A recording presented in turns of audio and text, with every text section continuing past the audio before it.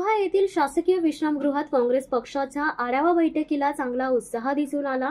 महाराष्ट्र प्रदेश काँग्रेसचे निरीक्षक राजेश शर्मा यांच्या अध्यक्षतेखाली ही बैठक पार पडली।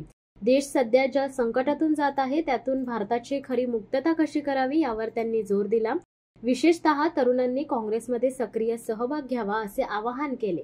या बैठकीत जिल्हा चिटणीस मिलिंद पाडगावकर, रोहा तालुक्याचे सुनील देशमुख, उपाध्यक्ष जिल्हा समीर सकपाळ, काँग्रेसचे तालुका अध्यक्ष सुनील देशमुख, पर्यावरण विभागाचे तालुका अध्यक्ष मारुती फाटक उपस्थित होते।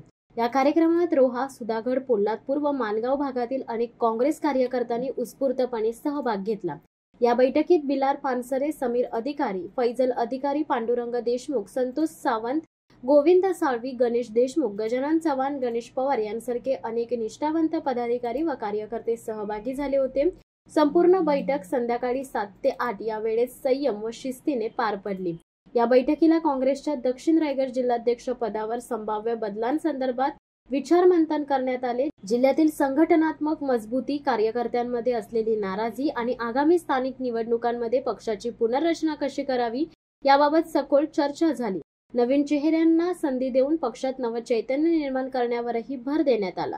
एकूणच रोह्यातील ही काँग्रेसची आढावा बैठक ही फक्त चर्चेसाठी नव्हे तर संघटनेच्या मजबूतीसाठी टर्निंग पॉइंट ठरू शकते असा विश्वास उपस्थित कार्यकर्त्यांमध्ये दिसून आला। आता दक्षिण रायगडच्या काँग्रेस नेतृत्वात काय बदल होतो याकडे सर्वांचे लक्ष लागले आहे। शिवसत्ता टाइम्ससाठी समीर बामुगडे, रोहा। दे धडक बेधडक वृत्त देणाऱ्या आपल्या शिवसत्ता टाइम्स न्यूज चॅनलला लाल बटन दाबून सबस्क्राईब करा आणि बेल आयकॉनला क्लिक करायला विसरू नका।